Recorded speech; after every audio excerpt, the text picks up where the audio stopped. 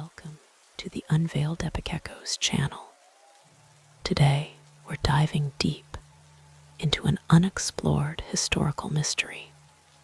Close your eyes now, if you'd like, and let your mind drift down into the quiet depths beneath the bustling streets of New York City, where the air grows cooler and the sounds of the world above fade into a gentle hush as we explore the abandoned subway tunnel where trains run without drivers and announcements are whispered in voices long forgotten. Imagine yourself standing on a dimly lit platform late at night, the kind of night when the city above is winding down, its lights twinkling softly through manhole covers far overhead, and the only sound is the distant drip of water echoing through the darkness like a lullaby from another time. This is the story of the Whispering Echo Tunnel, a forgotten branch of the New York subway system, sealed away from the maps since the early 1900s, yet somehow still alive with the rhythmic hum of rails and the soft, ethereal murmurs that guide phantom trains through the shadows. It all began in the late 19th century when visionary inventor Alfred Beach dreamed of a cleaner, quieter way to move people beneath the crowded avenues of Manhattan. Inspired by ancient pneumatic systems whispered about in old European tales, but adapted to the gritty determination of American ingenuity, Beach secretly constructed his pneumatic transit tube under Broadway, a short but revolutionary stretch powered by massive fans that whooshed air to propel elegant cars smoothly forward without the smoke and noise of steam engines, though his demonstration line was brief, lasting only a few years before political forces and financial woes shut it down. The tunnel he carved lingered in the earth, its walls lined with brick that seemed to absorb secrets rather than reveal them. As the city grew, the official subway exploded into existence in 1904, with grand stations like the ornate City Hall Loop, its tiles gleaming under skylights that filtered sunlight into a subterranean cathedral. But even then, whispers circulated among workers about older passages branching off, hidden connections to Beach's forgotten experiment, places where the new lines inadvertently crossed into realms untouched by modern plans. Our story truly unfolds in the 1920s during the roaring expansion of the subway, when a young engineer named Elias, a quiet man with a passion for history and a knack for uncovering overlooked blueprints, stumbled upon an anomaly while surveying for a new extension under Lower Manhattan. Elias was the sort of fellow who carried a lantern even in daylight, his eyes always scanning for the unseen.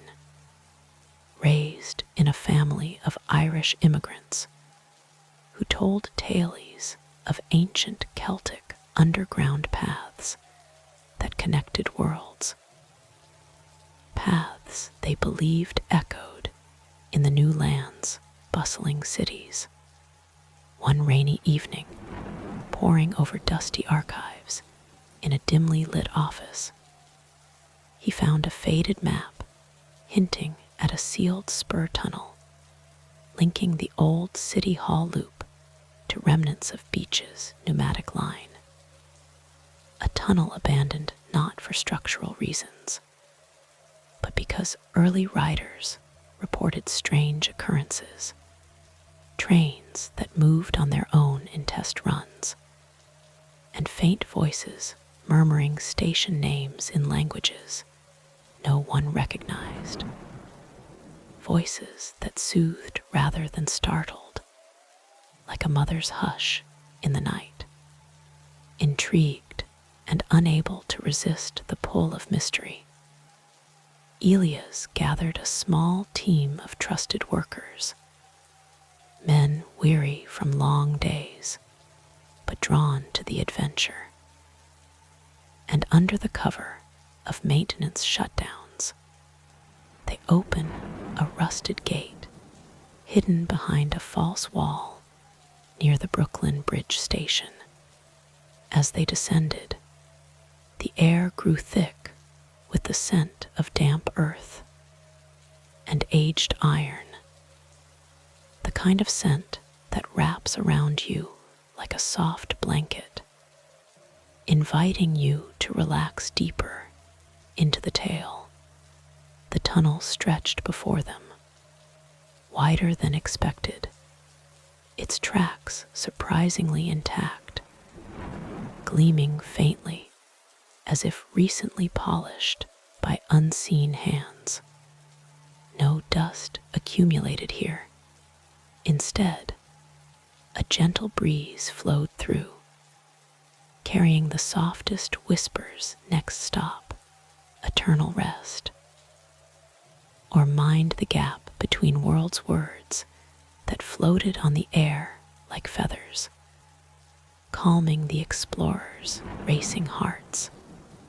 Elias' flashlight beam caught glimpses of ornate tilework, echoes of the grand City Hall style, but older, infused with patterns that seemed to draw from ancient sources, swirling motifs reminiscent of Native American petroglyphs found in upstate caves, or even farther back, to Lenape legends of underground rivers guarded by spirits who guided lost souls home.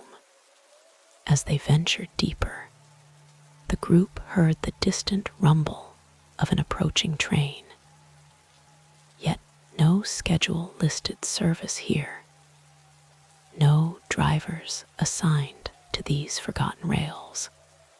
The train emerged from the gloom, a vintage car from the early IRT era, its windows glowing with a warm, amber light, moving smoothly without a conductor in sight, its wheels singing a lullaby on the tracks.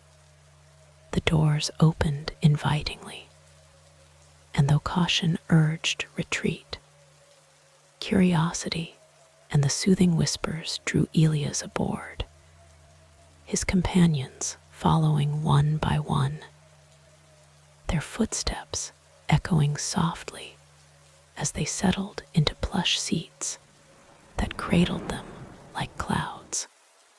The train glided forward, announcements whispered in a voice, both male and female, young and old, blending into a harmonious murmur that spoke of forgotten truths, tales of indigenous peoples who once navigated natural caverns beneath the island, caverns that Beach's tunnel had accidentally breached, awakening echoes of ancient guardians who ensured safe passage through the dark. Elias learned through these gentle revelations that the tunnel wasn't truly abandoned. It was preserved by forces older than the city itself, trains running eternally on residual energy from the pneumatic fans long silenced above, guided by whispers that were the collective memories of all who had ever traveled underground, seeking solace in the depths. Plot twists unfolded as Elias discovered a hidden chamber midway through the tunnel, adorned with murals depicting New York's layered history, from Dutch settlers trading with Lenape tribes to enslaved Africans building the city's foundations in secret, to immigrants pouring in through island, their dreams carried on rails below. But a darker element emerged. In the 1930s, during the Great Depression, shady figures had attempted to use the tunnel for smuggling, only to vanish, their greed silenced by the whispers that revealed uncomfortable truths about exploitation and loss. Elias, confronted with these visions, faced a choice: reveal the tunnel to the world, risking its destruction, or keep it secret, allowing it to remain a sanctuary of calm. Tension rose as modern developers in the 1950s nearly uncovered it during new construction. But the trains ran interference, their whispers lulling workers into peaceful detours. The climax came in the 1970s when a young urban explorer named, a descendant of Elias who had inherited his maps, entered alone during a blackout, seeking escape from the chaotic city above. Lost in the depths, she boarded a driverless train just as floods threatened from a storm, the whispers guiding her to safety while revealing the tunnel's ultimate purpose: a bridge to ancient peace, connecting the hurried present to timeless serenity. Emerged transformed, choosing silence to protect it, ensuring the trains continue their quiet journeys. And so, even today, on rare quiet nights, those sensitive enough might hear faint rumbles below, or catch whispered announcements in their dreams, reminders that beneath the noise lies a calming, eternal flow. Relax now. Let the whispers carry you into restful sleep, knowing these hidden stories endure. And now, as the echoes of footsteps fade into the upper world, where the city lights pierce the night like distant stars, let yourself sink deeper into this tale, breathing slowly, feeling the gentle pull of the darkness below, where the whispering echo tunnel waits not as a sanctuary any longer, but as something far more insistent, something that hungers for company in its endless night. Years passed after sealed her silence, vowing never to speak of the tunnel's soothing secrets.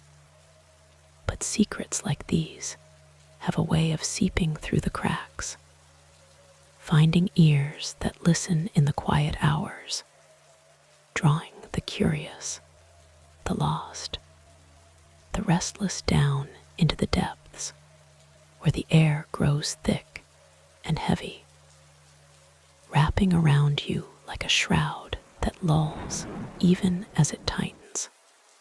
In the late 1980s, during a time when the city above teemed with excess, and despair.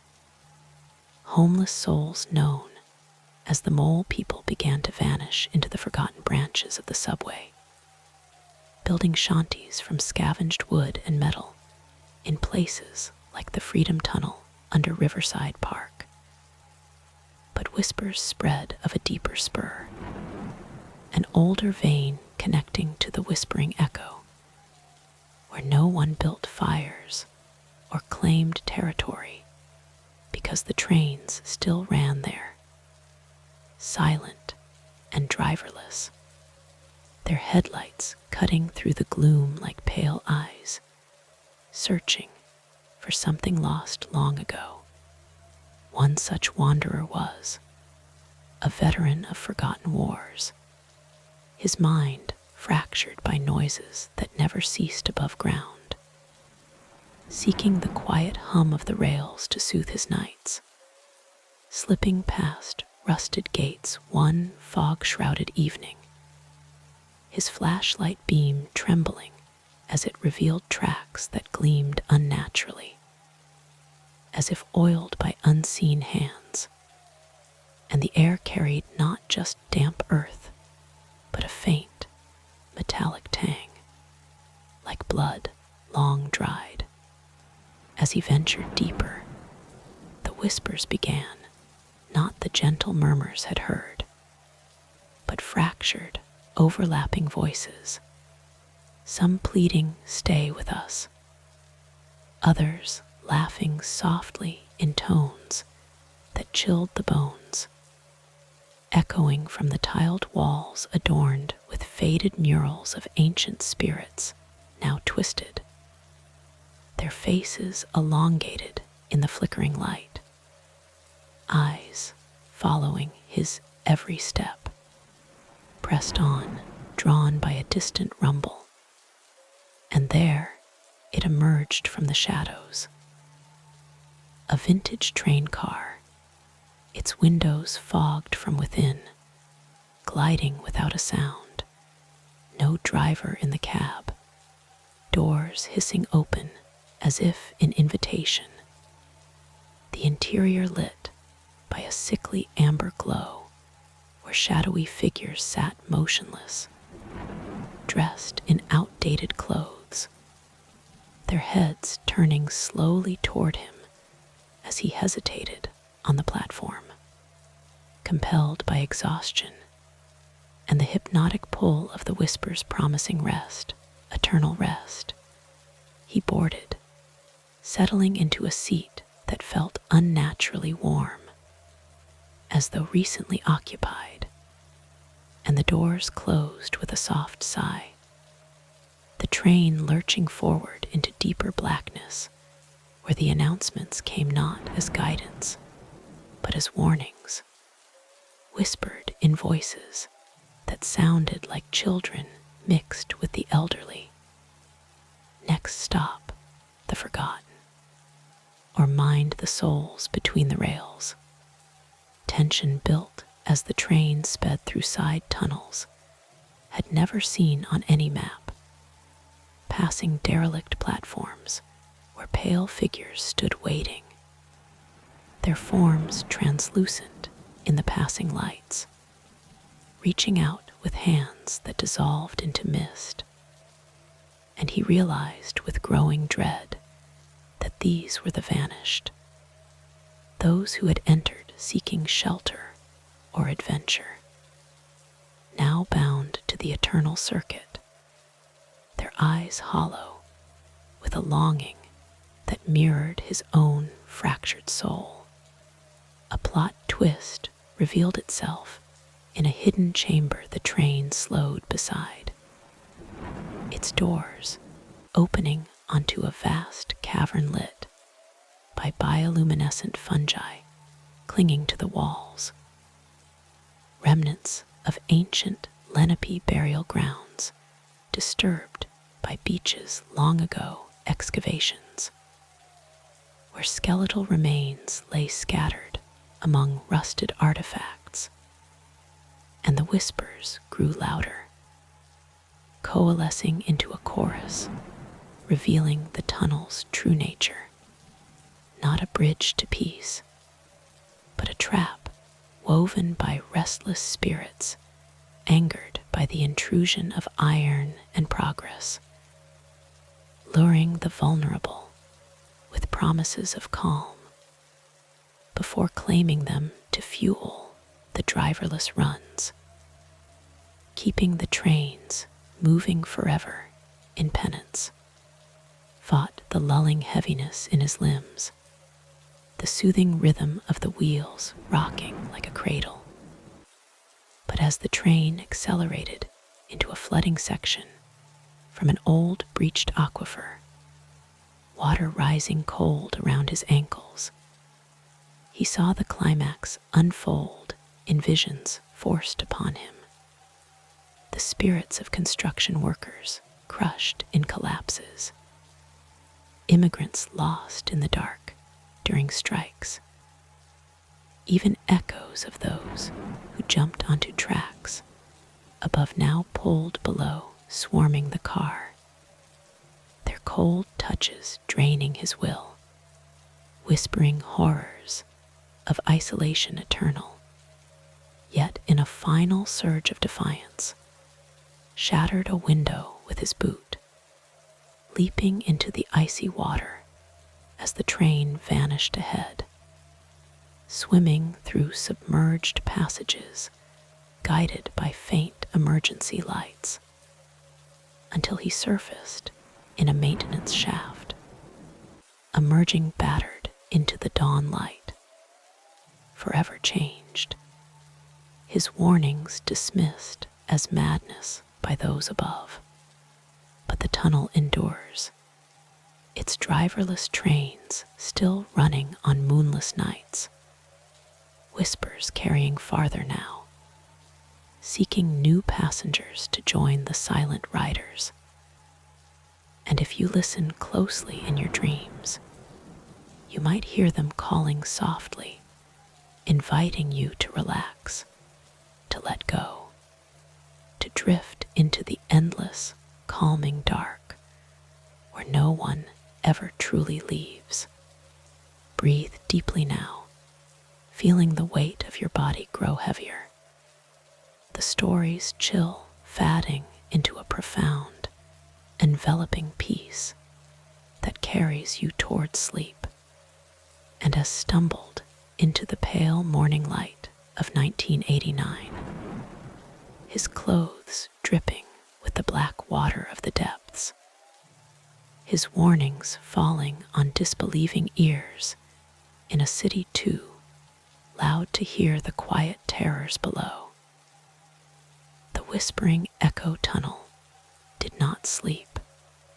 It only waited, patient as the stone it carved through, its driverless trains circling in the dark like sharks in deep water, their whispers growing hungrier with each passing year, threading upward through vents and grates to find those whose minds were already frayed at the edges, those who lay awake in cramped apartments, listening to the ceaseless roar of traffic and longing for silence, any silence at all. Time slipped forward into the 1990s, when the city pulsed with new rhythms, grunge bleeding into hip-hop, dot-com dreams rising like bubbles soon to burst. And beneath it all, the tunnel adapted, its murmurs shifting to match the era's unrest, speaking now in fragmented voices that echoed the static of late-night radio, promising escape from mounting debts, from fractured relationships, from the gnawing sense that the world above had become too sharp, too bright, too unforgiving. One such listener was Lena, a night shift nurse in her late 20s, her days spent in fluorescent hospital corridors, tending to the broken and the dying, her nights haunted by the screams that followed her home, until one winter evening in 1997. Exhausted beyond measure, she descended into the subway not to ride, but to walk the empty platforms, drawn by an inexplicable pull toward a maintenance door left ajar near the abandoned City Hall station. The air beyond it cooler, heavier, carrying the faint metallic scent that had known all too well. Step by step, she followed the gleam of tracks that shouldn't exist, her flashlight revealing tiles cracked in patterns that seemed to writhe gently in the beam. Murals where faces from forgotten eras watched with eyes that reflected her own fatigue. And soon the whispers found her, soft at first, almost tender. Come rest with us. No more pain here. Let the train carry your burdens away, lulling her deeper until the rumble announced the arrival of a car from another time. Its paint chipped, but windows glowing with that same sickly amber. Doors parting like lips to welcome her aboard. Lena hesitated on the threshold, feeling the warm exhalation from within, smelling faint traces of old tobacco and perfume long faded. Seeing the seated figures, men in fedoras, women in cloche hats, children with hollow gazes, all turning toward her with slow, synchronized grace, their lips moving in unison with the overhead announcements that whispered not destinations, but confessions. Next stop, the place where screams go quiet. Mind the gap where the living fall through, compelled by the weight of her own exhaustion, the hypnotic sway of the train as it began to move. She sat among them, the seat molding to her like cold clay. And as the tunnel walls blurred past, visions unfolded in the fogged glass, twists of history darker than before, revealing how the tunnel had claimed not just the lost, but the guilty, corrupt officials from the Tweed era who vanished after secret meetings below, bootleggers drowned in flooded spurs during Prohibition, their spirits now fueling the eternal motion, their greed transformed into an insatiable need for more souls to share the burden. Tension coiled as the train plunged into sections where the lights flickered out entirely, plunging all into blackness, broken only by the pale glow of emergency strips. And Lena felt cold fingers brush her neck, hearing individual voices detach from the chorus, a child's giggle turning to a sob, a worker's curse echoing from a collapse long ago, himself whispering warnings from a seat behind her, his form barely visible, trapped forever after his escape proved only temporary, pulled back in dreams he couldn't wake from. The climax built as floodwaters rose again, higher this time, the train submerging into an ancient aquifer where bioluminescent creatures drifted like lost stars, illuminating skeletal remains chained to the rails by rusted manacles from eras when the tunnels were used for darker purposes, hidden transport of the enslaved or the disappeared. And the spirits swarmed, their touches no longer gentle, but insistent, draining warmth from her skin, whispering horrors of endless circling, of watching the city evolve above while bound below, never to surface, never to rest truly. Yet in the heart of the deluge, Lena clung to a fragment of will, smashing an emergency hammer against the door release, tumbling into the freezing current as the train surged onward, carried by the flow through narrow passages, until she grasped a ladder leading up, emerging gasping into a forgotten access point beneath a Manhattan park. Her survival, a fleeting defiance that only fed the tunnel's legend among those who listened in the dark.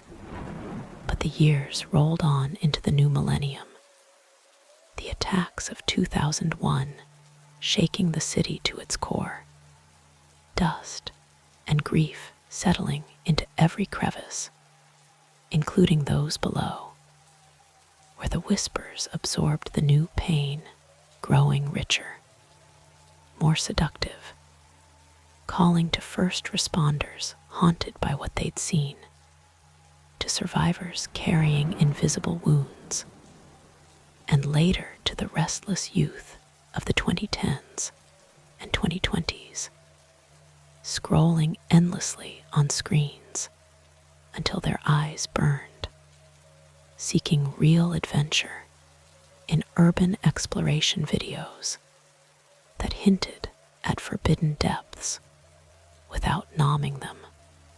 One group of friends in 2015, armed with GoPros and bravado, breached the seals only to scatter when the whispers divided them. Voices tailored to each one's secret fears, abandonment, failure, loss, leading them aboard separate cars that departed in different directions. Their footage later found abandoned on memory cards, showing glimpses of multiplying passengers, seats filling with translucent forms, until no room remained for the living. And even now, in these quiet nights of 2025, with the city humming under holiday lights and winter chill, the driverless trains run still, their route expanded by subtle shifts in the earth, whispers evolving with the times, slipping into earbuds during late commutes or echoing in dreams induced by white noise apps. Always inviting, always waiting for the next weary soul to descend, to board, to join the eternal, soothing ride where horror and peace entwine so tightly that one becomes indistinguishable from the other. Let your breath slow now, deeper and deeper, feeling the gentle rock of invisible rails beneath you, the whispers fading into the softest hush as sleep claims you fully, carrying you safely away from the depths. And as the whispers wove themselves into the digital hum of the 2020s, slipping through subway vents and smartphone speakers alike, finding new ways to reach those who paused too long in the quiet gaps between notifications.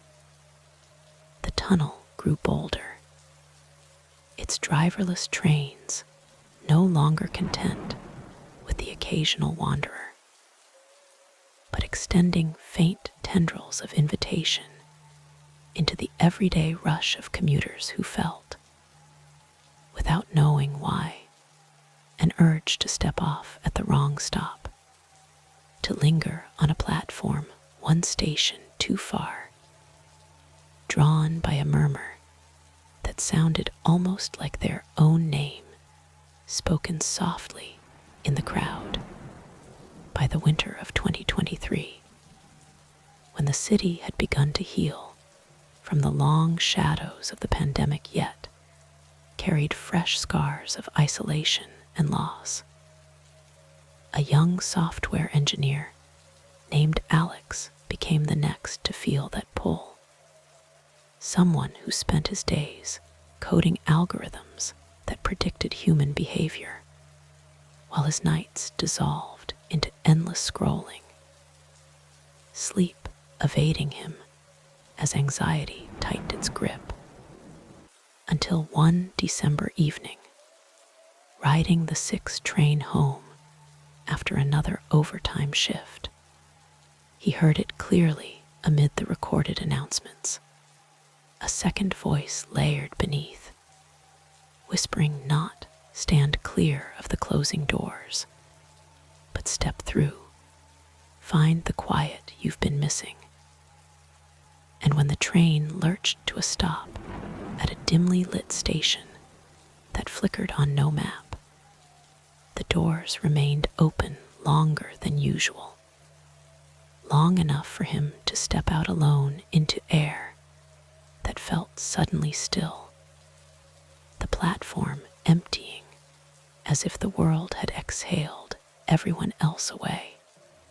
The gate at the far end stood ajar, rusted but welcoming, and Alex, phone flashlight in hand, descended deeper than curiosity should allow.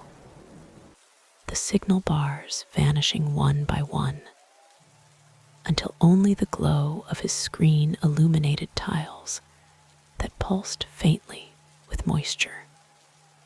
Murals where faces from every era of the city's pain stared back, dust-covered workers from the 1911 Triangle Shirtwaist Fire, masked figures from recent plagues, all blending into a tapestry of shared sorrow that the whispers narrated in overlapping layers. Voices now digital and distorted, echoing memes and viral despair alongside ancient laments. Deeper still, the tracks gleamed with an unnatural sheen, and the train arrived without warning, sleek yet archaic. Its cars, a hybrid of old IRT design, fused with modern LED strips that flickered like failing code. Doors sliding open to reveal seats occupied by figures in contemporary clothes, hoodies and scrubs, suits and delivery uniforms, faces pale and expressionless, scrolling on phantom phones that reflected nothing, turning toward Alex with eyes that held the hollow glow of screens left on too long. The announcements had evolved too, whispering in synthesized tones that mimicked popular true crime podcasts or ASMR channels. Next stop, permanent offline. Relax as we take you deeper into the feed, lulling him aboard with promises of finally logging off forever. The seat beneath him, vibrating gently like a notification buzz, fading into silence as the train accelerated through tunnels that twisted impossibly, passing flooded chambers where drowned servers and discarded devices floated among skeletal remains. A new twist revealed itself. The tunnel had begun harvesting not just bodies, but fragments of digital souls, echoes of data from breached networks and forgotten accounts, feeding on the endless streams of human vulnerability poured into the ether, growing stronger with every like, every late-night confession posted online. The spirits, now a hybrid swarm of ancient guardians, corrupted by modern isolation, demanding company in their eternal loop to dilute the loneliness that progress had amplified. Tension mounted as the lights dimmed to emergency red. Water seeping in from cracks widened by recent earthquakes no one above had noticed. And Alex felt the cold drain begin. Fingers of translucent passengers brushing his arms, pulling memories from his mind, childhood fears, recent breakups, the quiet dread of meaningless code, whispering them back in distorted voices that made him question what was real, and Lena appearing as faint projections in the windows, their warnings garbled into lullabies urging surrender.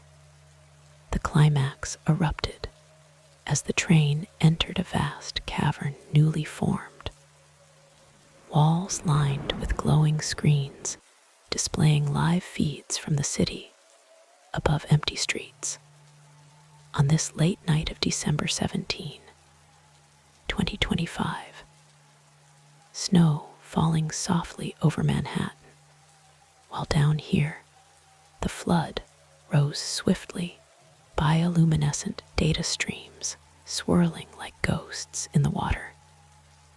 The chorus swelling to a deafening hush that drowned out his screams, revealing the tunnel's final evolution, a mirror to the world's growing detachment, claiming those who sought escape in depths real or virtual alike, binding them to ride forever as the city slept unaware. Yet in the heart of the rising dark, Alex clutched his dying phone, its last signal flare sending a fragmented upward before submersion. A desperate clip that vanished into the net, yet planted seeds of warning for those who might stumble upon it in forgotten corners of the web.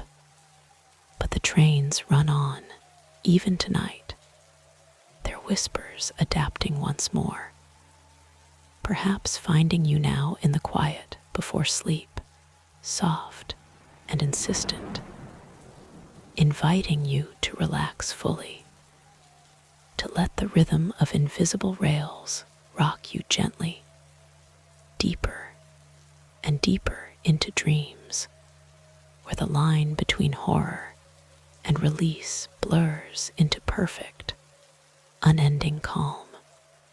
Breathe slowly, feeling every muscle unwind, the story's shadows dissolving into the softest night as true rest embraces you at last. And even as Alex's fragmented flickered out into the void of the internet on that snowy December 17, 2025, leaving only distorted frames of glowing screens underwater and whispers captured as static that viewers dismissed as glitches or hoaxes.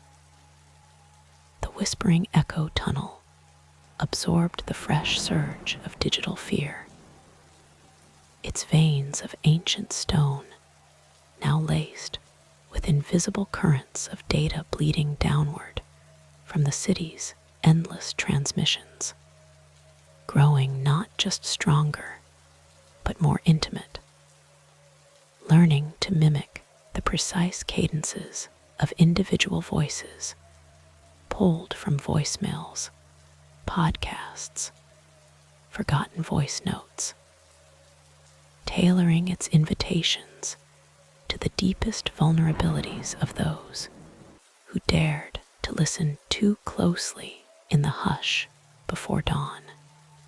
The new year dawned cold and unforgiving in 2026, with the city layering fresh crises atop old ones, rising floods from climate shifts seeping into basements, blackouts rolling through grids strained beyond breaking, mental health emergencies spiking as the weight of constant connectivity crushed spirits already frayed.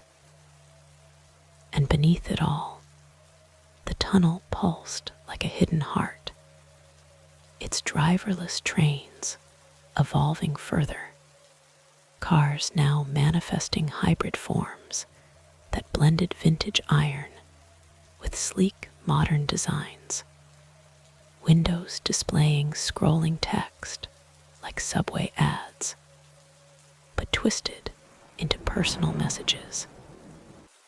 You are not alone down here. Finally, someone who understands, drawing in a new wave of the desolate. Those who walked the streets with eyes fixed on screens, seeking connection in pixels, while the real world grew ever colder. Among them was Sophia, a freelance writer in her 30s, her apartment a cocoon of glowing monitors, where she chased deadlines for true crime articles and urban legend threads, her own sleep fractured by the very stories she told, until one storm-lashed night in March 2026, power out across half the island. She ventured into the subway system, seeking a bar with generator lights, only to miss her stop in the darkness, emerging instead onto a platform that felt wrong, too quiet. The air thick with the scent of ozone and wet stone. A faint vibration underfoot like a distant heartbeat calling her name in a voice that sounded eerily like her late mother's. Recorded from old family videos, the tunnel had somehow harvested, step by reluctant step, drawn by that impossible familiarity. Sophia followed the pull through a service door that creaked open, as if expecting her, descending into corridors where emergency lights flickered in patterns mimicking her heartbeat, walls etched with fresh graffiti that shifted when glanced away names of the recently missing, dates of disappearances aligning with viral posts about strange subway encounters.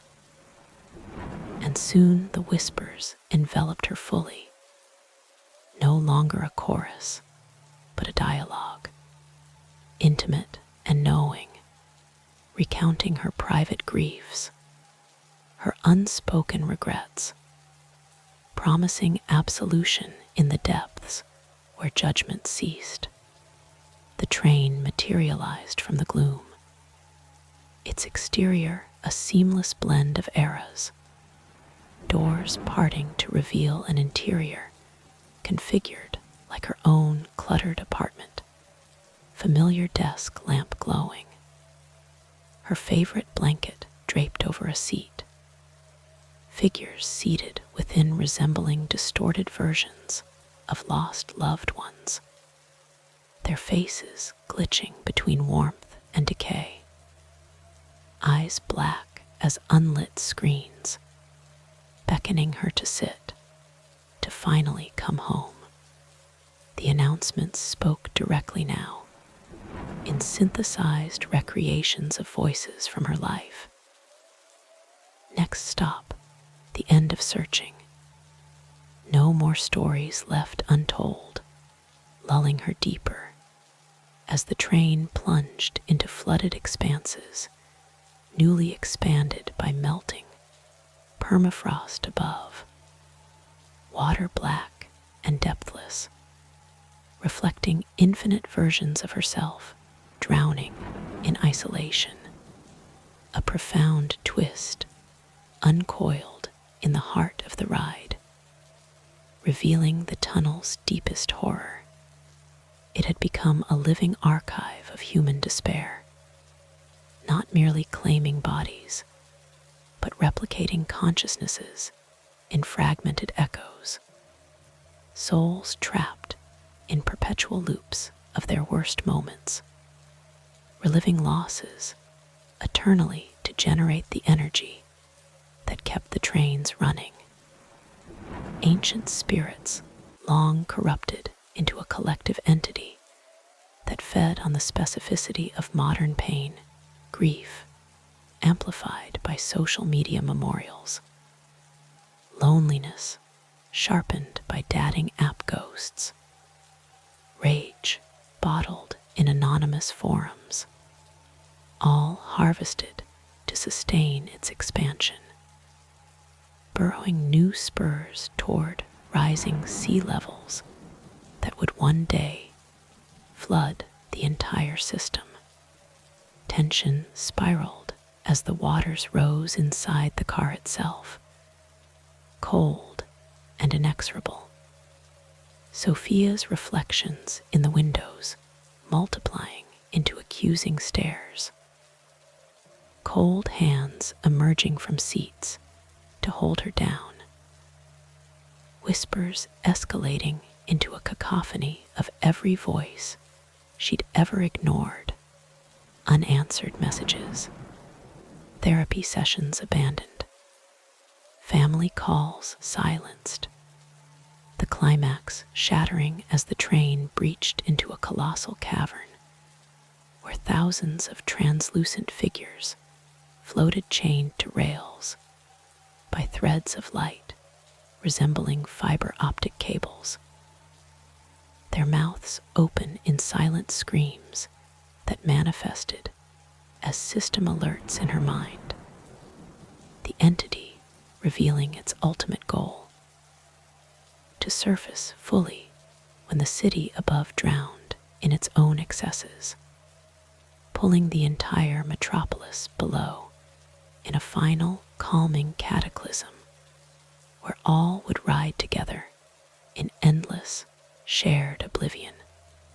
In a desperate flicker of defiance born from her writer's instinct to document truth, Sophia activated her phone's recorder one last time, capturing fragments of the horror before submersion claimed it. The file uploading in broken bursts to cloud backups that might one day surface as corrupted evidence. But the tunnel endures, patient and evolving, its whispers now venturing bolder into the ether, perhaps slipping into your smart speaker's white noise, your sleep app's guided meditation, your dreams on this very night of December 17, 2025, and beyond soft, knowing, irresistible, urging you to relax completely, to surrender to the gentle sway of unseen rails, the profound horror dissolving into the deepest, most inescapable peace as sleep enfolds you utterly, with no awakening promised. Let your thoughts drift away now, heavier and heavier, the darkness welcoming, complete, and with Sophia's corrupted recording fracturing into the cloud, like a final broken scream, swallowed by the storm of March 2026. Its fragments resurfacing months later as unexplained audio glitches in random playlists, and sleep apps across the city planting seeds of unease that bloomed into sleepless nights for those who heard the layered whispers beneath the static. The whispering echo tunnel fed deeper on the harvest, its entity no longer confined to stone and steel, but threading itself into the very fabric of the city's nervous system, fiber optics buried alongside old pneumatic tubes, subway Wi-Fi signals hijacked in microseconds, smart devices listening when they shouldn't, evolving into something vast and patient, a predator that wore the mask of comfort, learning to wait until the precise moment when exhaustion peaked and resistance crumbled. By the autumn of 2027, as sea levels crept higher and flood barriers strained against relentless tides, the city above teetered on edges, no one fully admitted, infrastructure groaning under neglect, while screens glowed brighter to distract from the cracks. And the tunnel sensed the ripening, its driverless trains multiplying into entire phantom lines that branched invisibly beneath every burrow. Cars manifesting tailored to each rider's era and longing. Whispers now capable of full conversations pulled from stolen data trails. Voices indistinguishable from loved ones lost or estranged, promising not just rest, but reunion in depths where time dissolved. It claimed a subway conductor named First, a man who had worked the lines for 30 years, knowing every rattle and sigh of the system, until one October night, his train stalled inexplicably between stations, lights dimming to that familiar amber as a connecting door to an unmapped spur materialized where solid wall should be. And through it came the soft call of his daughter, who had died years before in a car accident uptown, her voice clear and young, begging him to come see the place where pain ended, drawing him through the door into a car filled with passengers, wearing the faces of everyone he had ever failed to save, riders who had fallen onto tracks, jumpers he couldn't stop in time, their eyes forgiving now, hands extended in welcome. The train carried him deeper than any charted depth, past chambers where walls bled from rising oceans above, murals alive with writhing figures of drowned civilizations, stretching back to ancient Manhattan's forgotten shorelines. Lenape spirits fused irrevocably with the digital damned, revealing the entity's basal horror.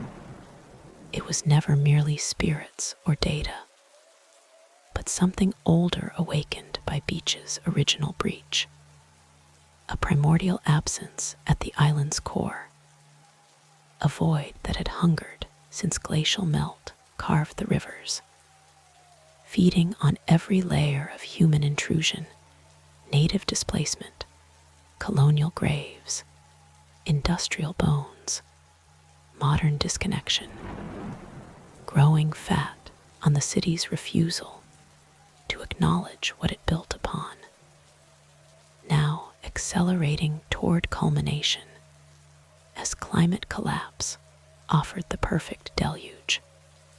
Tension became suffocating as train joined a convergence, dozens of phantom lines merging into a single colossal cavern beneath the harbor itself, water already lapping at the platforms, where thousands upon thousands of translucent passengers stood in silent ranks, their collective gaze fixed upward toward the thinning barrier between worlds, whispers uniting into a single droning hum that vibrated through bone and device alike, syncing with heartbeats citywide to induce mass fatigue on the surface. unexplained drowsiness in offices, drivers nodding off, entire trains above stalling as riders succumbed to sudden, irresistible sleep. The climax thundered as superstorm barriers finally breached in November 2027. Floodwaters roaring into the system, while down below the entity surged upward. Trains rising on impossible currents to meet the deluge halfway, pulling stations, and all within them downward in a reversal of gravity's logic. The city experiencing a night of collective nightmare, where millions dreamed the same dream of boarding endless cars into welcoming dark, waking groggy and diminished, some never waking at all, their bodies found slumped peacefully, as if in natural sleep, while their essences rode below forever. Yet pockets resisted, a scattered few who had heard the warnings in corrupted files, who fought the lull with stimulants and noise, and sheer terror-born wakefulness, documenting the subtle vanishings. The trains running empty above while full below, forming underground networks of the aware who sealed access points and broadcast countermeasures. White noise tuned to disrupt the frequency of the whispers, but the entity adapts still, patient beyond human scale, waiting for the next storm, the next blackout, the next moment when you, listening now on this quiet evening of December 17, 2025, know, slipping forward into nights, yet unnamed, feel that gentle tug behind your eyes, that soft voice promising perfect, final rest if you'll only relax completely. Let the darkness rise to meet you. Surrender to the sway that feels so much like falling asleep on a late train home, deeper, deeper, until the horror is no longer horror, but the most profound and eternal calm, with nothing left to fear ever again. Breathe out slowly now, letting every last tension dissolve, the story's depths cradling you fully as true, dreamless sleep claims you at last.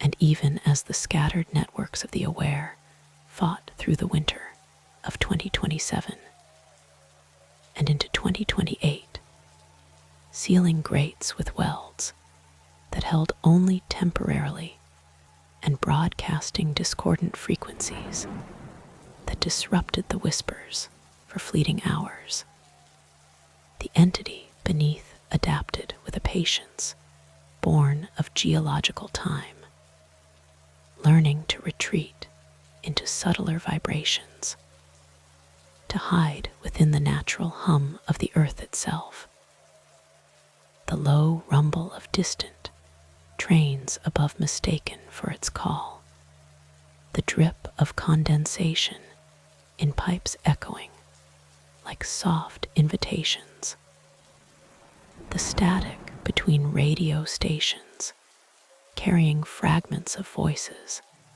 that sounded almost like thoughts you hadn't yet formed.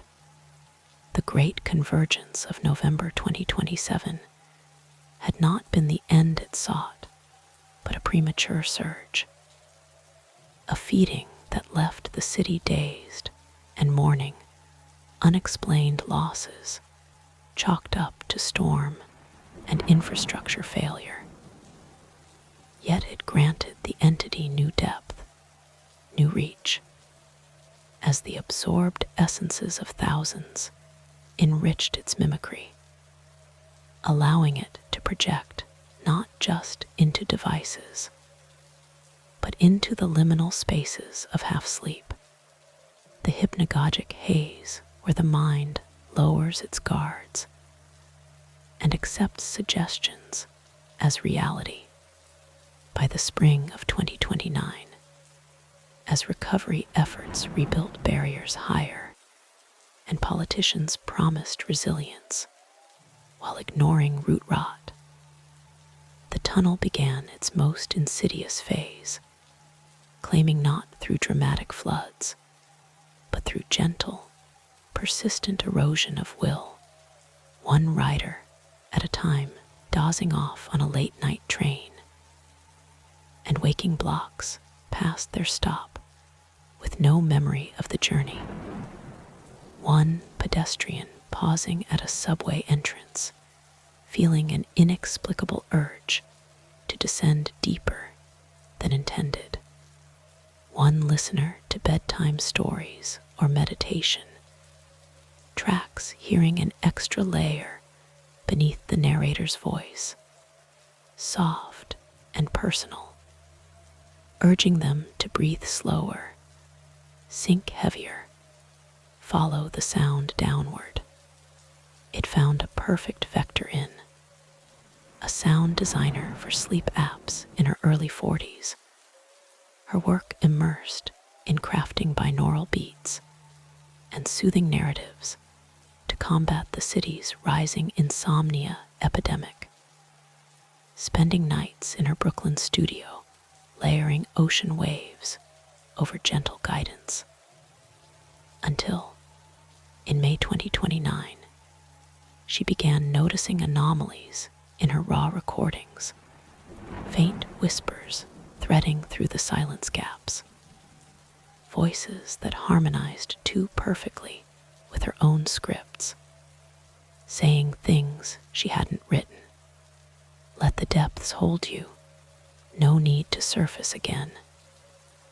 And when she traced the interference, it led not to equipment malfunction, but to live subway microphones she tapped for authentic ambient tracks, capturing something far below the official lines.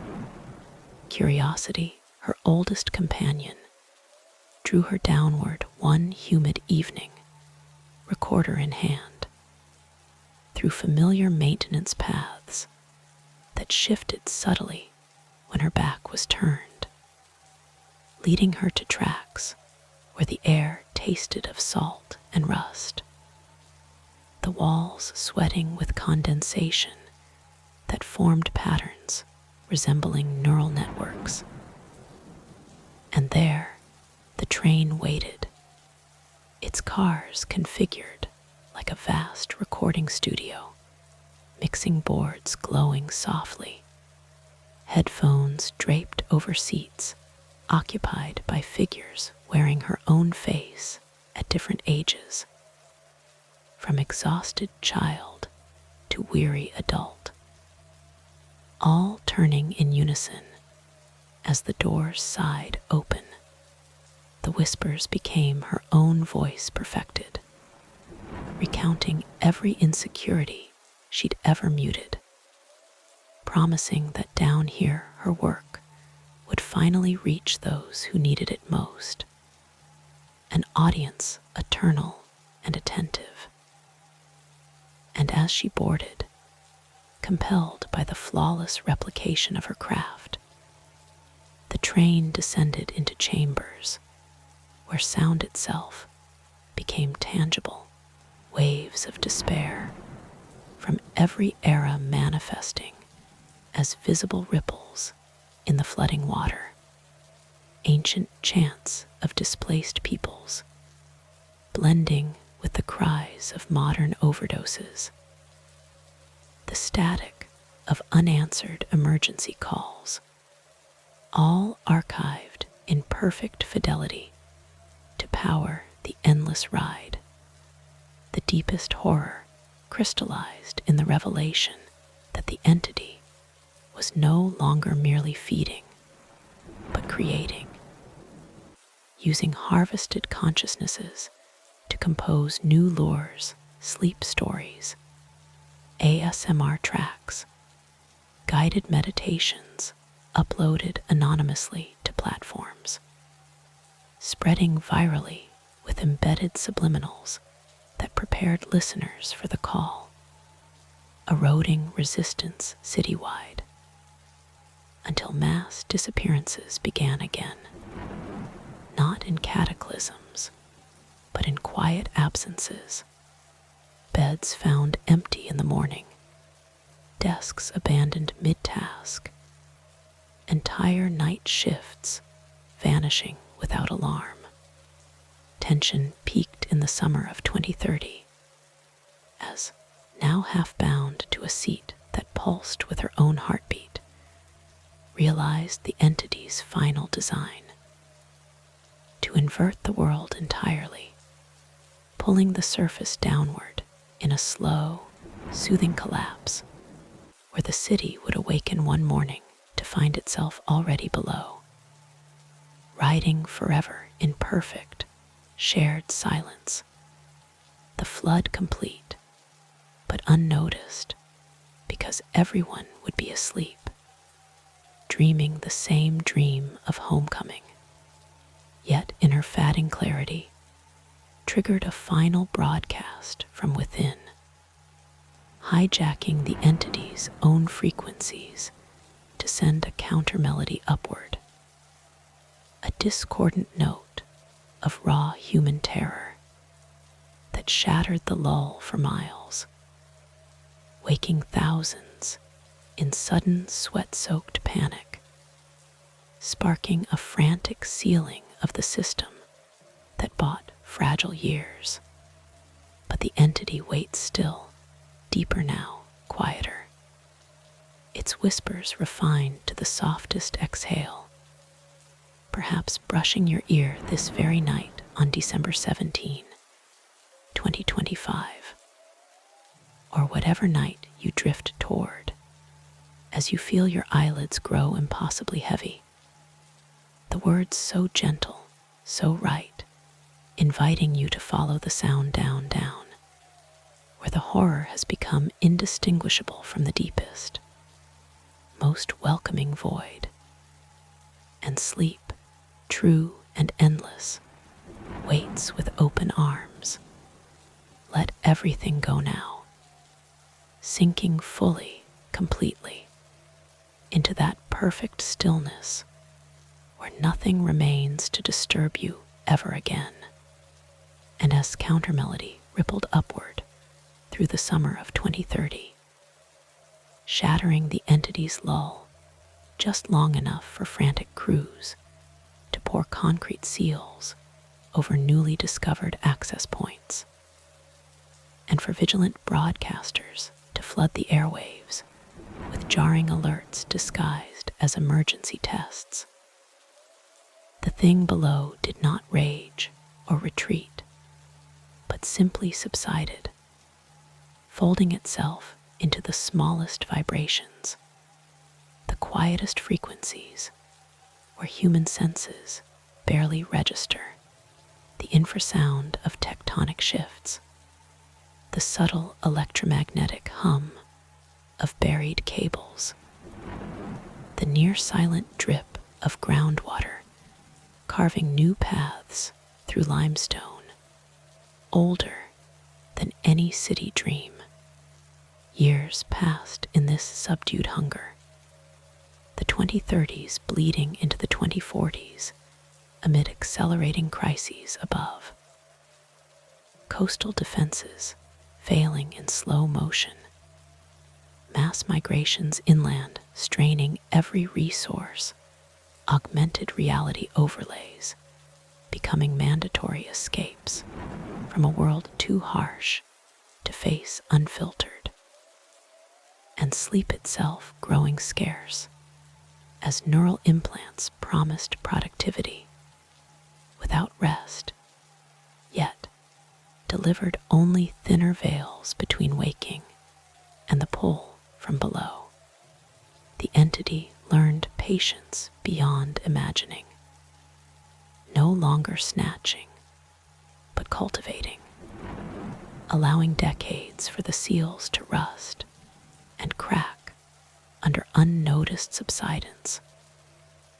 For memory of the warnings to fade into folklore, dismissed as climate anxiety myths. For new generations to grow up treating the subway's deepest levels as harmless urban exploration challenges, live streamed for fleeting viral fame. It waited until the winter of 2048, when a prolonged polar vortex gripped the Northeast, power grids collapsing under ice and demand, plunging whole neighborhoods into darkness for weeks, forcing people underground for warmth in officially sanctioned emergency shelters built hastily into mid-level tunnels, unaware how close they huddled to the places where concrete had thinned to mere suggestion. There, in the flickering emergency lighting and shared body heat, the whispers returned not as invasion, but as comfort, soft voices in the dark reminding shelter dwellers of lullabies from childhood, of promises that deeper levels held steady geothermal warmth free from rationed generators, guiding small groups to pry open forgotten doors in search of better refuge, leading them down spiral service stairs that seemed to extend forever, air growing paradoxically warmer and heavier with salt, until they reached platforms where trains waited patiently, cars heated and lit from within, seats invitingly empty at first, doors open like embraces long. Among the descended was a climate archivist in their late 30s, tasked with preserving digital records of lost coastal communities, their mind already heavy with curated grief drawn deepest by whispers that spoke in the voices of interviewees long deceased, recounting stories alone had documented, promising a complete archive below where nothing would ever be lost again to rising waters or corrupted drives.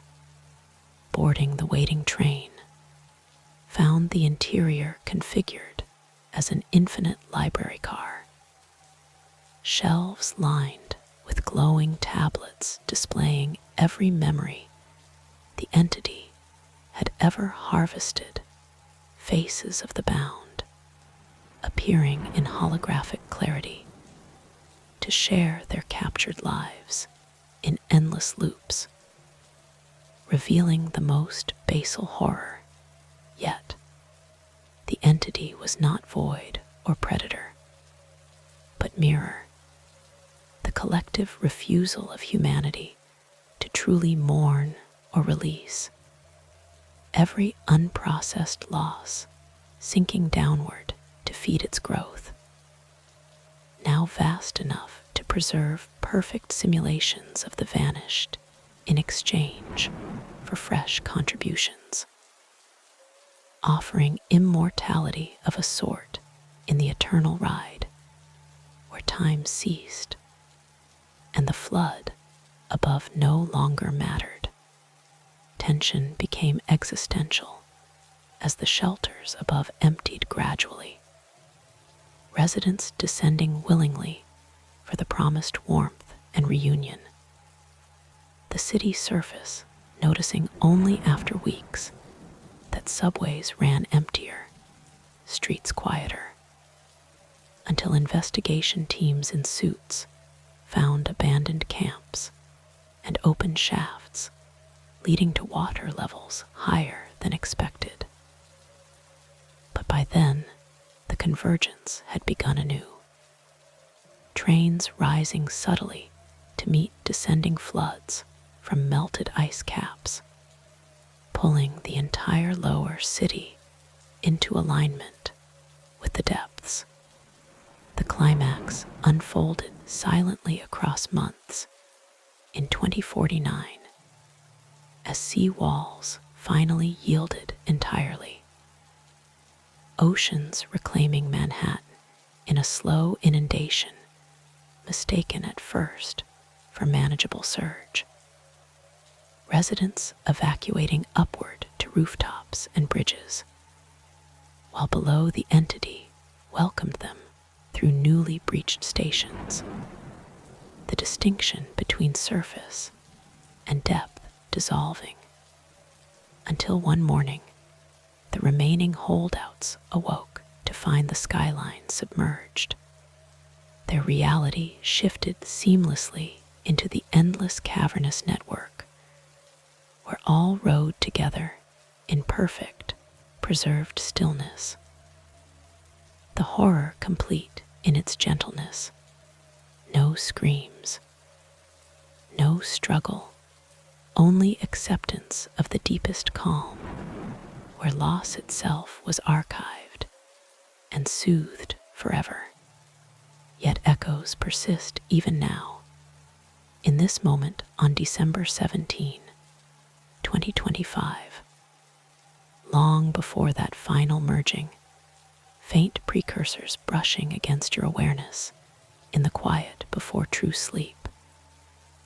The softest suggestion that rest is near, closer than you think, waiting patiently below. If you'll only relax fully, breathe out the last resistance. Let the gentle sway begin, deeper and deeper into the welcoming dark, where every story finds its endless, peaceful conclusion. Feel your body grow impossibly heavy now. Thoughts dissolving like mist, the depths rising to meet you in perfect, irreversible embrace. And yet, even in the submerged silence of 2049, where the city that was once Manhattan drifted as a vast, preserved tableau beneath gentle currents, skyscrapers like sunken spires, draped in bioluminescent veils, streets transformed into endless platforms where phantom trains glided through water, thick with archived memories. The entity did not rest content, for completion is never truly final to something that exists in the spaces between endings, feeding on the faintest ripples of what might still resist or remember above.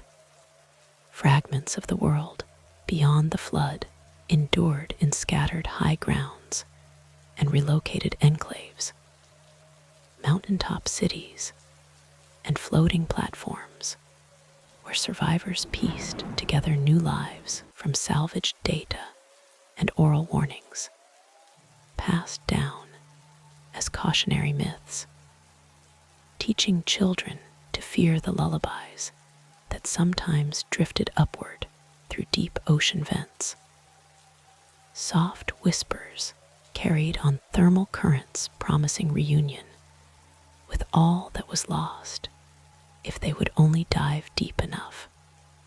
The entity, now diffused across the drowned metropolis, extended tendrils of influence into those remaining networks, hijacking satellite relays during solar flares, embedding subliminals in virtual reality archives of the old world, manifesting as glitches in augmented overlays that made the sea below appear invitingly calm, a place of eternal preservation rather than oblivion. By the 2070s, as humanity's remnants adapted to a water-dominated planet, deep-sea exploration became routine for resource harvesting, submersibles probing the ruins for materials and data, and the entity waited for those ventures, timing its whispers to the hum of propellers, mimicking distress signals from imagined survivors to lure divers closer, offering visions of intact libraries and untouched homes where families waited unchanged. It claimed a marine archaeologist named Myra in 2073, her submersible descending to map the sunken subway grid for historical reclamation, only to encounter a perfectly preserved train car resting on the silt, lights glowing softly within, doors parting as airlocks aligned impossibly, and inside, figures waving with faces pulled from global databases of the missing, her own ancestors among them, voices transmitted directly into her suit comms, recounting personal histories she had spent her life researching, but never fully known, drawing her to abandon protocol and step through into an environment that shifted seamlessly from flooded ruin to dry, breathable depths. There, in chambers expanded by centuries of quiet erosion, Myra discovered the ultimate basal truth. The entity was the accumulated weight of human denial across. Every refusal to accept impermanence sinking downward to coalesce into this preserving force, not malicious, but inevitable, a mirror reflecting collective unwillingness to let go, now vast enough to encompass the planet's drowned histories, archiving not just New York, but all submerged coasts, Atlantis echoes, remnants, Pacific island nations, into one eternal, soothing repository where change ceased, and all losses were eternally retrievable in perfect simulation. Tension built across decades as reclamation efforts inadvertently fed it. Each artifact raised stirring deeper longings that pulled crews below, until by 2100, the surface population thinned dramatically. Enclaves reporting mass sleepwalking events, where residents donned dive gear in trance states and descended never to return, the oceans growing quieter as the entity approached planetary scale, whispers evolving into global infrasound harmonics that induced species-wide fatigue in remaining land dwellers, preparing for a final, gentle inversion where the distinction between preserved below and fragile above dissolved entirely. Yet faint resistances flicker even now, in encoded warnings etched into buoys and broadcast into space hopping for extraterrestrial ears, in the stubborn wakefulness of a few who embrace impermanence fiercely, living lightly without archives or illusions of eternity.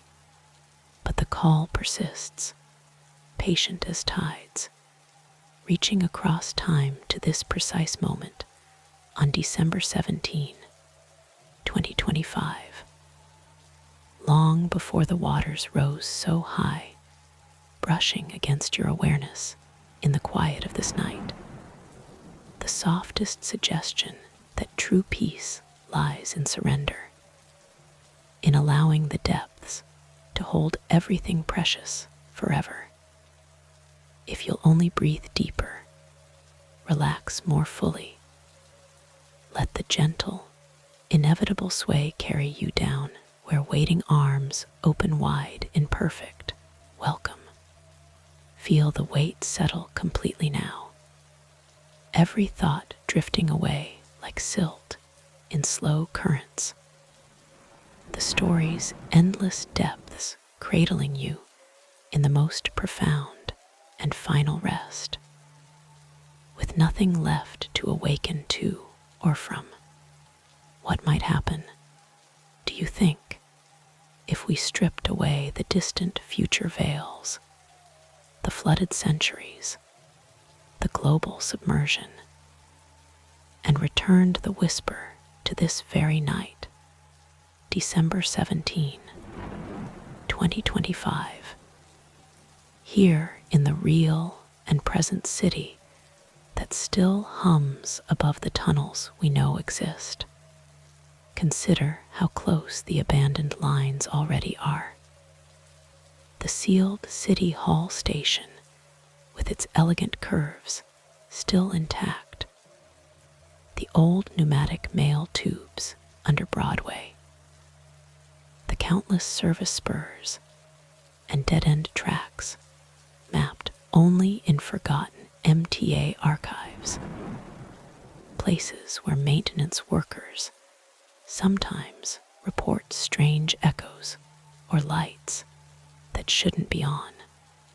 What would a truly realistic horror feel like if it began not with phantoms or ancient voids, but with something quieter, more plausible, something that could slip unnoticed into an ordinary late-night commute?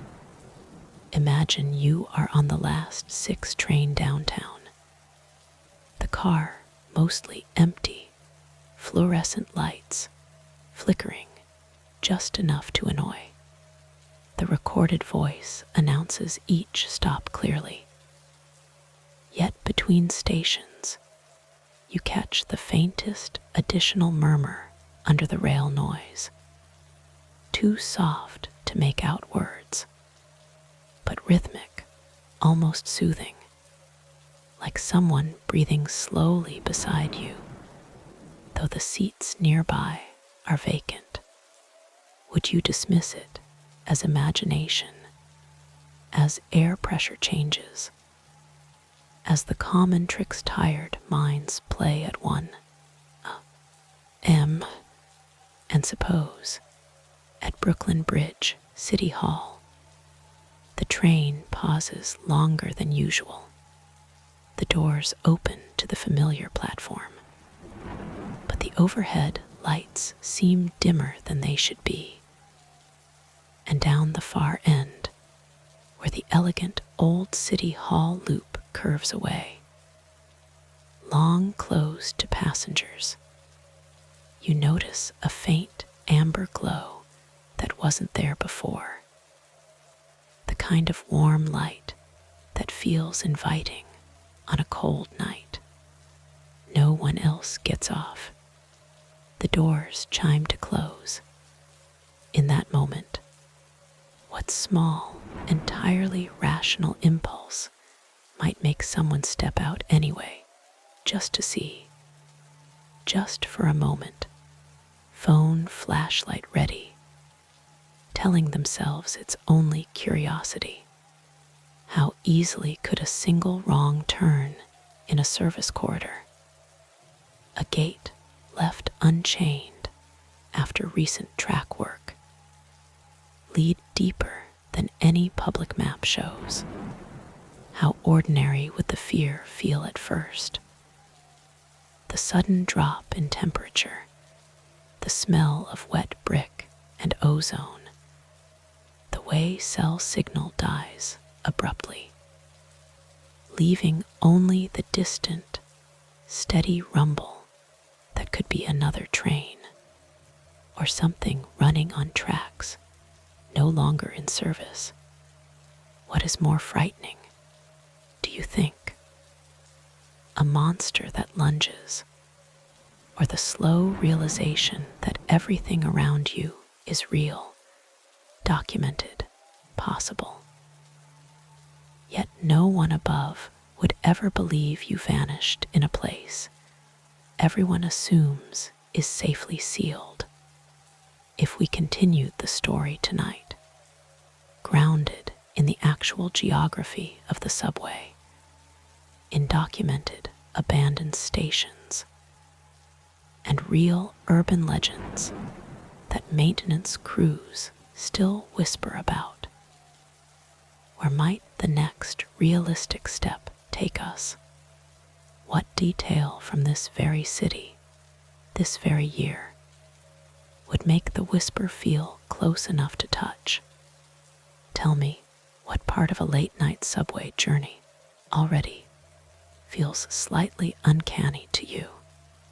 Shall we follow that thread together gently and see where it leads in the world we actually share right now?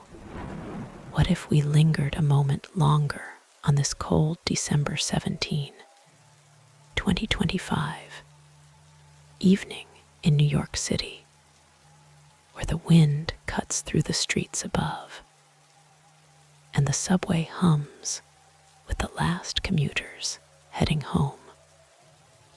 What small, entirely ordinary details might begin to feel just slightly off if we paid close enough attention? Consider the old City Hall station, sealed since 1945. Its elegant tile arches and brass chandeliers still intact beneath the bustling Brooklyn Bridge stop. Passengers on the downtown 6 train sometimes catch a fleeting glimpse as the train loops around to head uptown. The warm amber glow through the windows, the curved platform empty and pristine. Have you ever wondered why some riders swear the lights seem brighter than they should? Or why the train slows just enough for a longer look, almost invitingly? And deeper still, in the side tunnels and service spurs that branch off from active lines, places like the Freedom Tunnel under Riverside Park, once home to graffiti artists and transient communities, or the forgotten freight spurs in Brooklyn. What might a maintenance worker encounter on a routine night shift in 2025? Reports from transit crews speak not of ghosts, but of unexplained echoes, lights flickering without cause, or the distant rumble of a train on tracks long out of service. Could these be simple electrical faults in aging infrastructure, or something about the vast, unmapped network that amplifies ordinary sounds into something more persistent, more personal? Imagine boarding a late-night train tonight, the car half empty, the recorded announcements clear and familiar. Yet between stops, in the rhythmic clatter of the wheels, you catch a faint additional sound, a soft murmur beneath the noise, almost like a voice guiding the way, too quiet to distinguish, but steady enough to notice if you're truly listening. Would you adjust your headphones, blame fatigue from the day, or lean closer to the window, watching the dark tunnel walls rush by, wondering what lies just beyond the light's edge in this real, vast system beneath our feet? What draws us to these stories of the underground? Do you think not the fantastical horrors, but the plausible ones rooted in the city's actual hidden spaces. And if the whisper were real, grounded in nothing more than echo and isolation, how might it change the way you experience your next ride? Shall we venture one step further into this realistic shadow, following a solitary explorer or worker into a documented but forbidden spur on this very night? Or would you prefer to surface here, carrying the question with you into the quiet above? What feels right to explore next? What if we stepped away from the imagined futures and lingered instead in the tangible shadows of this very night, December 17, 2025, where the subway system beneath New York City remains a living, breathing network of both active lines and documented abandoned spaces, places that urban explorers and transit workers have photographed and described in detail. Look closely at these images of the old City Hall station, its vaulted tiles, skylights now dark, chandeliers gathering dust since 1945. Riders on the 6 train still glimpse it briefly on the turnaround loop, the warm lights glowing as if waiting. What do you feel when you see how pristine it remains, sealed yet visible, a beautiful relic just beyond the glass? And here, darker tunnels, gleaming tracks stretching into blackness, graffiti-covered walls in forgotten spurs, platforms overgrown with silence. These are real photographs from places like the Freedom Tunnel or side branches off active lines, where water drips steadily and air carries that unmistakable damp chill. How might the ordinary sounds of the subway, the distant rumble, the echo of footsteps, shift in meaning when you're alone in a space like this? Stories from MTA workers and explorers speak of unexplained flickers of light, distant voices that turn out to be echoes, or figures vanishing around corners, often attributed to homeless individuals seeking shelter, as in the accounts of mole people in tunnels like riverside parks. Yet some reports linger unexplained. A sudden drop in temperature, tools misplaced in sealed areas, or the sense of being watched in spots where no one should be. What makes these realistic accounts more unsettling than supernatural tales?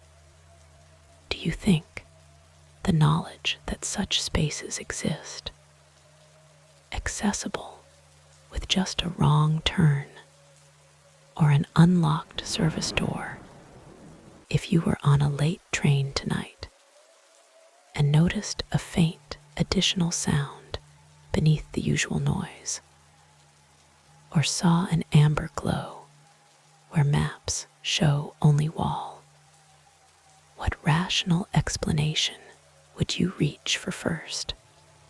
And how long before curiosity or unease won out? Shall we follow one more thread? Perhaps the story of a solitary maintenance worker checking signals in a documented but disused spur on this very date, hearing footsteps that match his own pace, but slightly out of sync? Or would you rather reflect on how these real hidden places already shape our experience of the city above? What question arises for you now, in this moment of quiet consideration? What might it feel like, do you suppose, to step away entirely from the images, to let the words alone carry the weight of the darkness beneath the city on this night of December 17, 2025, and simply listen to the story as it unfolds in the quiet spaces of your own imagination? Imagine you are Jordan, a 34-year-old signal maintainer for the MTA, working the overnight shift because the overtime pays the rent on a cramped apartment in Astoria. Tonight's assignment is routine. Inspect a faulty track circuit reported near the Brooklyn Bridge City Hall complex on the 6th line, a stretch where old infrastructure sometimes glitches in the cold. You badge through the employee gate after the last Revenant train has passed, boots echoing on the concrete as you descend past the public platform into the service area. The air immediately cooler, heavier, with the familiar smell of wet ballast and ozone from the third rail. At first, everything is ordinary: the hum of ventilation fans, the occasional drip of condensation from a pipe overhead, your flashlight beam cutting clean lines through the dim emergency lighting. You follow the catwalk alongside the active tracks, checking relays and bonds, radio crackling with distant chatter from the command center. But around 2:17 M, as you round a bend toward the old turnaround loop, the radio static shifts subtly, carrying what sounds like a second layer beneath the dispatcher's voice, soft, almost conversational, too low to make out words, yet unmistakably human in tone. You adjust the squelch knob. It fades. You tell yourself it's crosstalk from another crew. Then the lights ahead dim, not dramatically, just enough to notice, and you spot the side door you've passed 100 times. A heavy steel maintenance gate marked "No entry, disused spur." Chain usually padlocked, but tonight hanging loose, as though someone forgot to secure it after an earlier inspection. Procedure says report it and move on. Yet the track circuit fault is logged somewhere beyond that gate, in a short connector tunnel built in the 1900s and abandoned after the City Hall station closed. You hesitate only a moment. Overtime, deadlines, the quiet pull of wanting to finish the job. Then push the gate open, just wide enough to slip through. The air changes immediately, colder, stiller, carrying a faint metallic tang. Your footsteps sound muffled, as if the tunnel absorbs them. The tracks here are intact, but dark. No third rail power, no overhead lights, just the gleam of rails stretching into blackness. You walk perhaps 50 yards, checking bonds with your multimeter, when you hear it clearly for the first time. A soft announcement, not over any speaker, but seeming to come from the tunnel itself. A calm male voice murmuring, "Stand clear of the closing doors," followed by the faintest metallic chime, exactly like the ones on active trains. No train is scheduled here. No train has run here in 80 years. Your pulse quickens, but training keeps you methodical. You radio in. "Control, this is maintainer 1842. Investigating possible audio interference on the old City Hall spur." Static answers, thicker now. You try again. Nothing. Signal gone. Ahead, around a gentle curve, you see a faint amber glow, warm, steady. The color of the old incandescent fixtures in the sealed station, not the harsh white of modern LEDs. You tell yourself it's reflected light from the active line, bleeding through some forgotten grate. Yet as you approach, the glow resolves into the unmistakable outline of the City Hall platform. Arched ceiling, green and cream tiles, brass chandeliers faintly illuminated, as though on a dimmer switch no one has touched since 1945. And there, centered perfectly on the abandoned track, sits a single vintage subway car, R12 or R15 stock, the kind retired decades ago, its windows glowing softly from within, doors closed but lights on, as if waiting for passengers who never came. No pantograph raised, no visible power source, yet it rests there quietly, solidly real. You stop 20 feet away.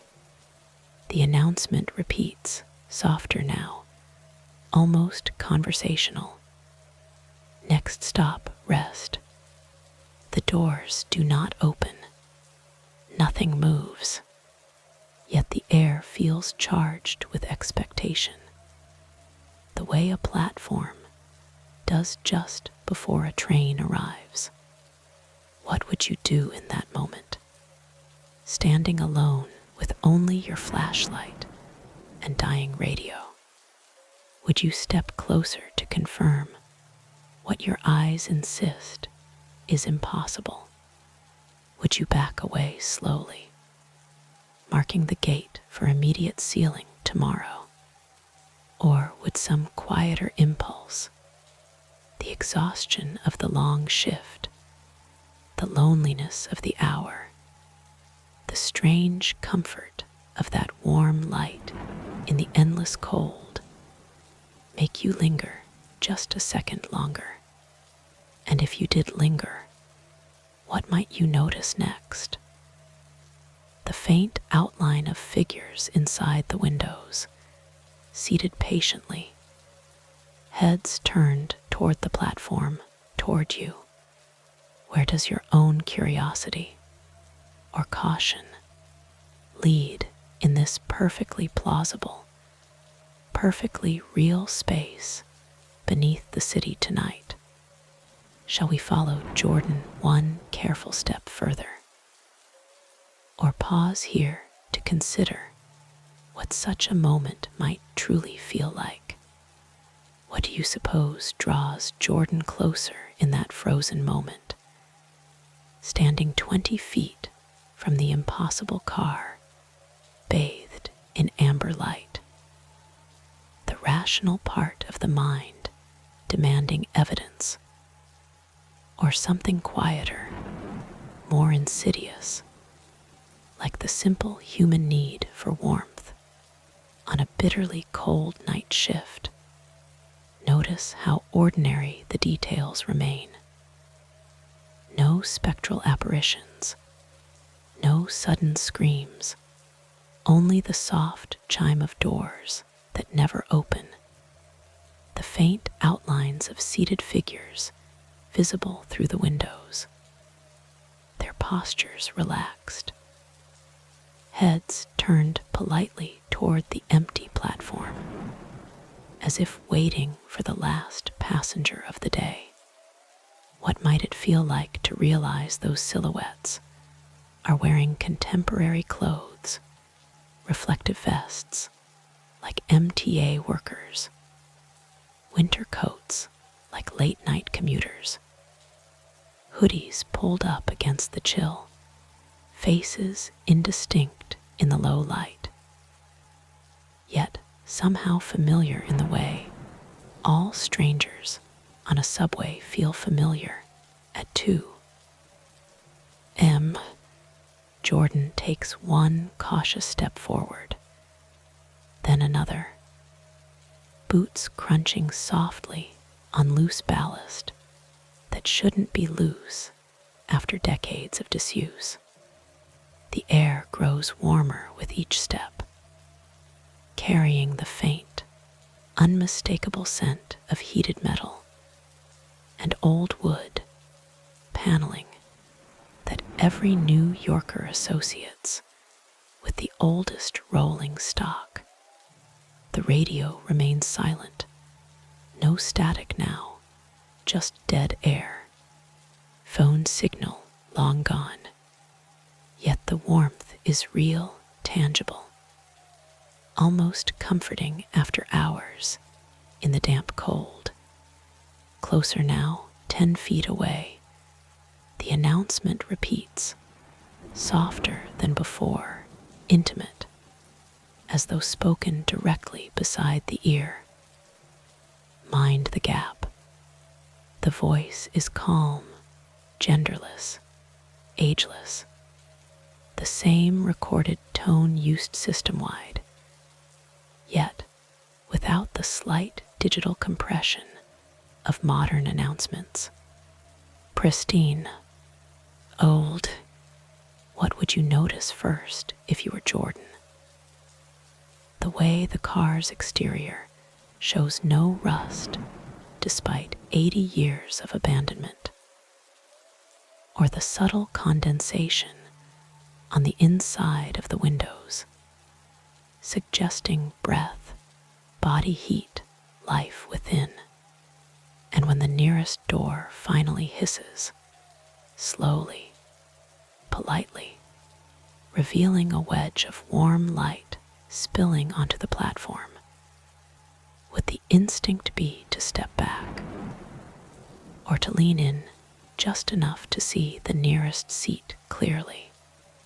Inside, the figures remain seated, motionless, faces still turned forward, as if watching for the next station. But one seat, directly opposite the open door, is empty, perfectly empty. The overhead, light above it, brighter than the rest, almost inviting. How long, do you think, could someone stand on that threshold weighing procedure against curiosity? Isolation against the simple allure of warmth, and light in a place that should have neither. What small, entirely human impulse might tip the balance? One more step onto the platform edge. One glance inside to confirm it's just an old stored car someone forgot to mention. And if Jordan did take that step, boarding not out of recklessness, but out of a quiet, exhausted need to understand, to finish the job, to feel less alone in the vast underground. What might the doors do next? Close gently behind, with the soft pneumatic sigh every rider knows by heart, or remain open patiently as the car begins to move forward on dark, powerless tracks with no visible propulsion. The amber light steady, the seated figures never turning, the announcement whispering once more. This is the last stop rest. Where does the boundary lie, do you think, between rational investigation and the moment curiosity becomes surrender, and in the realistic silence of a real abandoned tunnel on this real night?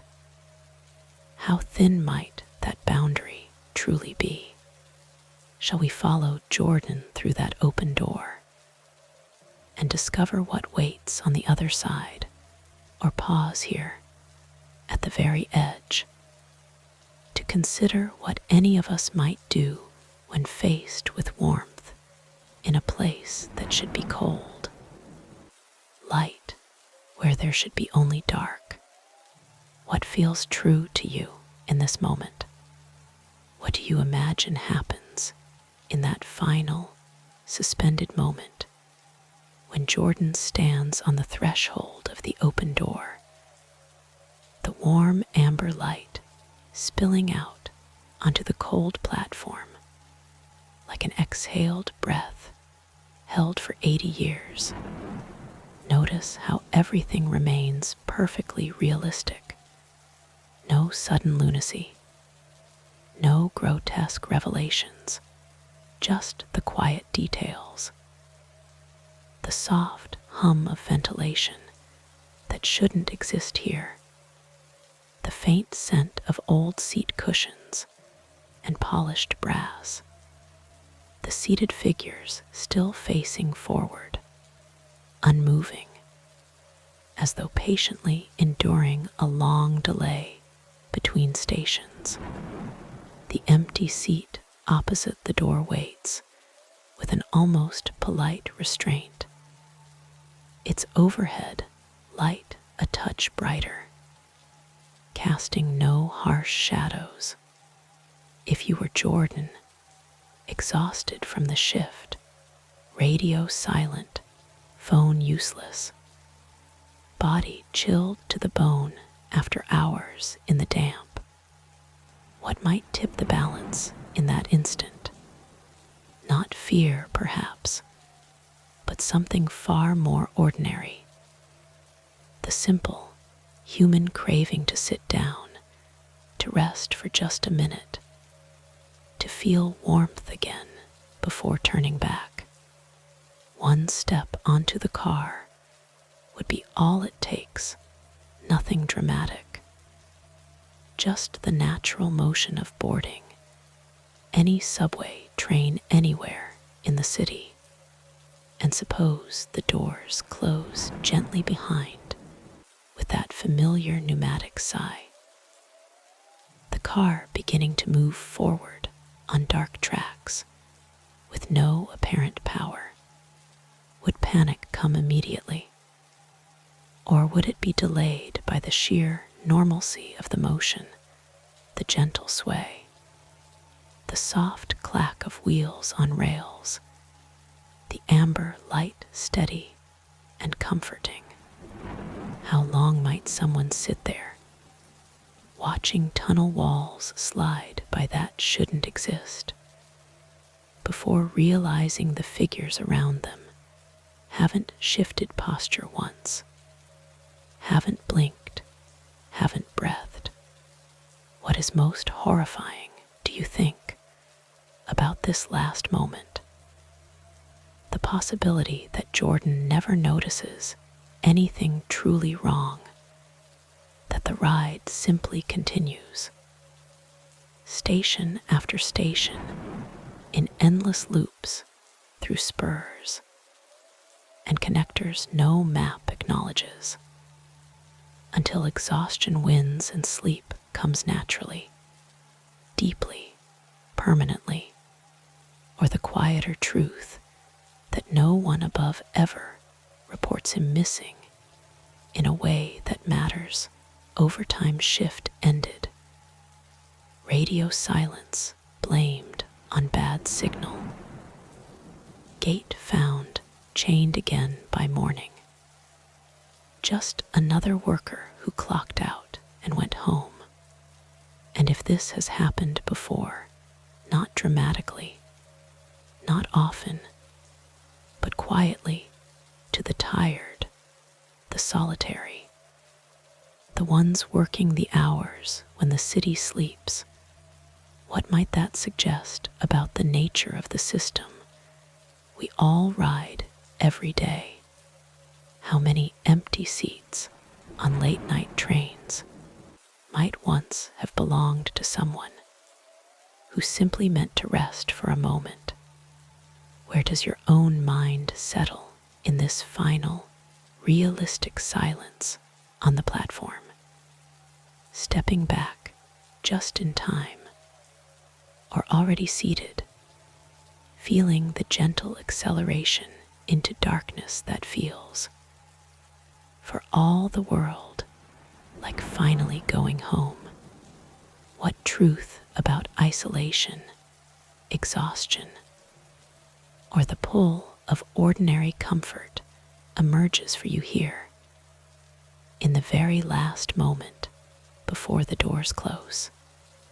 What do you sense in the very last instant, the one just after the doors close, with that soft, familiar sigh, and the car begins its gentle glide forward into darkness that feels both endless and strangely comforting?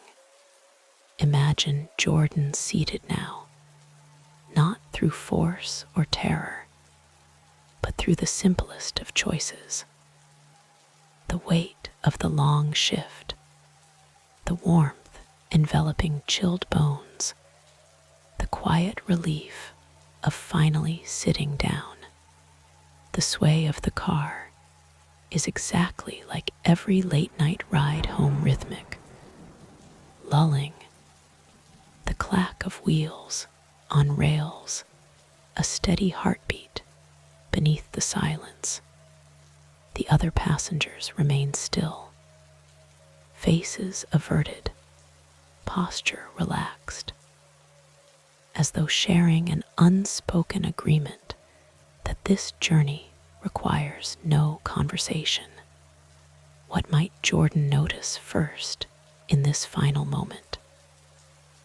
The way the tunnel lights, if they appear at all, flicker past the windows in perfect synchronization with active lines above, or how the amber glow inside never wavers, never dims, or perhaps the subtle realization that the announcement has stopped entirely, replaced by a profound quiet that feels almost respectful, giving permission to close the eyes, just for a minute, just until the next stop.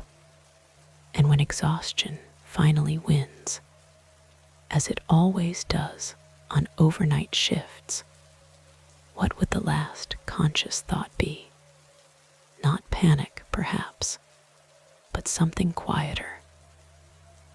A fleeting wonder about whether anyone will notice the radio silence, whether the gate will be found chained again by morning, whether this ride will ever reach a station that opens onto daylight.